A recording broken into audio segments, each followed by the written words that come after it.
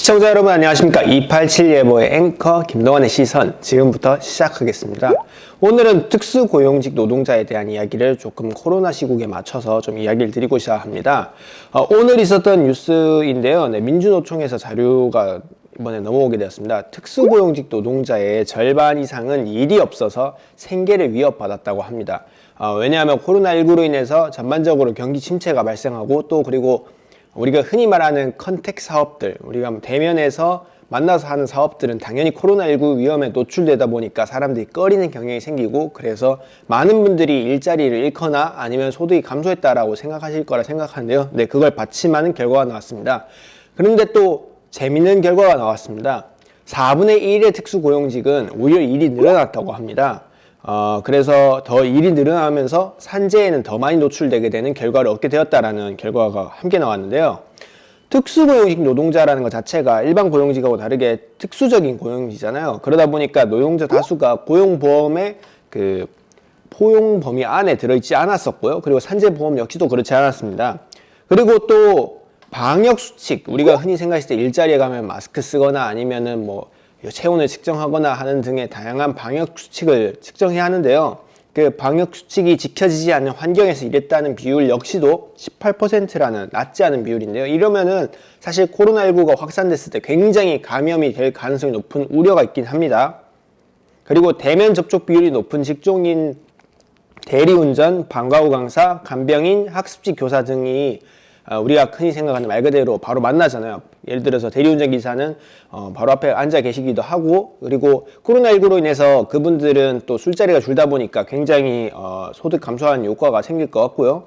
또 그리고 간병인이나 이런 분들 역시도 계속해서 병원에 가는 걸 꺼리는 사람들이 생기거나 아니면 학습지 교사처럼 대면하는 걸 꺼리는 사람들이 계속 생기는데요. 이들에 대해서 소득 감소가 발생했다는 경우가 많다고 합니다. 또 그리고 이러한 상황에서 우리가 보통 생각했을 때 소득이 감소하는데 생활비는 잘 안 줄잖아요. 생활비가 줄어봐야 얼마나 줍니까? 우리가 삼시세끼 다 먹고 그리고 만약에 아프면 병원도 가야 되고 하니까 돈이 그렇게 쉽게 줄진 않잖아요. 우리가 TV 사는 거는 줄일 수 있진 몰라도 밥 먹는 걸 급하게 그리고 나서 밥 먹는 걸 먹다가 두세 끼 먹으니까 이제는 두 끼 먹어야지 이렇게 할 수는 없잖아요. 그러다 보니까 비용 나가는 게 그렇게 많이 쉽지는 않은데요. 이 경우에서는 보통 어떻게 했느냐를 알아보니 대출이나 그리고 직종을 옮기는 비율들이 높았다라고 합니다. 그리고 비대면 지원하는 택배기사, 우리가 아는 우리 되게 인터넷으로 클릭하면 이틀 안에 택배가 오고 이러죠. 네, 그리고 온라인 배송기사들, 쿠팡분들 이런 거에 해당할 것 같고요. 배달 노동자라고 해서 우리가 집에서 배달 음식을 시켜 먹었을 때 퀵으로는지 아니면 오토바이로 아니면 다양한 방법으로 배달을 해주시는 분들의 노동 강도가 올라갔다고 합니다. 그리고 이렇게 노동 강도가 올라가게 되면 어떤 일이 생기냐? 최근에 있었던 이야기인데 이게 저 같은 경우에서는 중국집을 시켰을 때 예전에는 중국집에서 주방 셰프분들이 가장 힘이 셌다고 합니다. 근데 요즘에는 또 반대로 배달하시는 분들이 힘이 훨씬 더 강해졌다면서 배달하시는 분이 거부하면은 일을 못한다고 할 정도로 굉장히 배달하는 분들의 중요도가 굉장히 많이 높아졌습니다.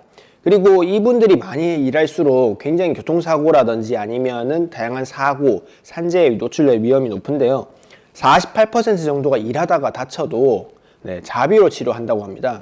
자비로 치료한다는 거는 굉장히 고용자 본인한테, 그러니까 노동자 본인한테는 굉장히 위험이 되는 상황이 아닐까라고 저는 생각하는데요. 사실은 실업급여를 받았다는 응답 자체가 1.8%밖에 안 되고 산재보험 치료를 받은 확률이 2.6%네, 그 정도밖에 안 되잖아요. 그리고 이건 굉장히 낮은 수치입니다. 우리가 보험을 생각해 보세요. 우리가 아파서 다쳤어요. 그럼 보험 받는 건 당연한 거잖아요. 근데 보험 받는 게 1.8%, 2.6% 이거는 그냥 없는 거나 마찬가지란 거죠. 그리고 산재보험이 비가입자나 아니면 고용보험 비가입자가 이게 그전까지 특고가 아니었거든요. 특수고용직이 아니었다 보니까 이게 굉장히 많은 사람들이 비가입자기도 하고 또 이게 세금처럼 느껴져서 가입 안 했다는 사람도 꽤 있어요. 우리가 근데 4대 보험료, 우리가 생각하는 국민연금이나 아니면 건보료 아니면 고용보험 그리고 나서 산재보험 이런 것들은 세금은 아닙니다. 엄밀히 말하자면 세금은 아닌데 우리가 세금으로 생각하는 이유는 사실은 강제로 떼어가는 거라고 하기 때문입니다. 우리가 월급 받으면은 4대 보험이 바로 빠지고 나서 우리가 월급을 받으니까 이게 세금이 아닌가라는 생각을 가는데요. 근데 이렇게 생각해보면 좀 다릅니다. 국민의 안전이랑 지속 가능성, 우리가 위험 상황에 놓였을 때 코로나19처럼 내 일자리가 잘리고 내가 일하는 곳에서 다치는 일이 발생했을 때 이럴 때는 굉장히 산재보험과 고용보험이 없으면은 정말 개인이 책임으로 귀속되거든요. 개인이 사보험이 만약에 그 상황에 없었다 그러면은 치료 누가 해줍니까? 내 돈으로 나가는 겁니다. 내 돈이 한 몇 천만씩 목돈으로 나가게 되는데 그런 경우에 있어서는 굉장히 위태로운 상황이 아닐 수가 없고요. 그래서 보험이라는 건 위험에 대비할 때 있는 겁니다. 그래서 강제로 떼어나간다 해서 꼭 세금이라고 나쁜 거라고 생각하시지 않았으면 전 좋겠고요. 그리고 과하게 쓸 필요도 없거든요. 사실은 보험 자체가 우리가 너무 쓸데없이 예를 들어서 안보험도 하나 정도는 갖고 있으면 좋지만 뭐 수십 개, 생명보험이 수십 개 가지고 뭐 이럴 필요는 없거든요. 굳이.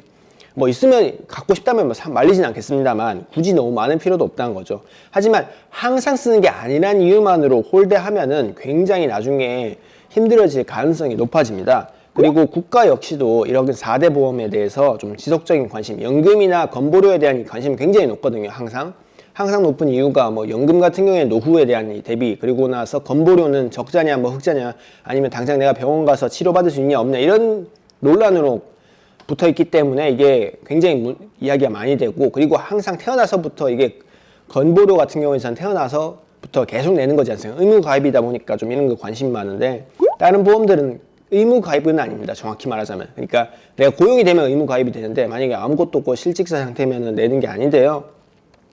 이거에 대해서도 국가가 역시나도 지속적인 관심을 가져야 되지 않나라고 저는 생각합니다. 네. 이를 통해서 우리 사회가 좀 더 안전한 사회가 되고, 산재나 아니면은 고용에서 실업 위기에 놓였을 때도 안전하고도 내 생계가 끊기지 않는 그러한 안전하고도 계속되는 지속 가능한 사회가 될 수 있으면 좋겠다고 저는 생각합니다. 네, 여기까지였습니다. 287 예보의 앵커 김동완의 시선, 감사합니다. 들어주셔서.